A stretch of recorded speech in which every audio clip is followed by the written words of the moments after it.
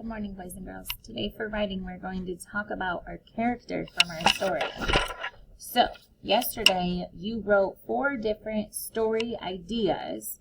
You're going to choose what your main character is going to look like for any of these stories.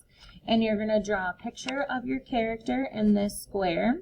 And then tell me, using your words, what does your character look like? Do they have brown hair? Do they have blonde hair? Do they have glasses? Are they short? Are they tall? Are they, I am drawing a blank on anything else. So tell me using words what your character looks like. Maybe what color eyes they are, or what color eyes they have.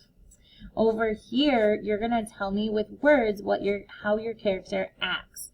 So is your character shy? Is your character funny? Is your character outgoing? Or is your character funny or smart?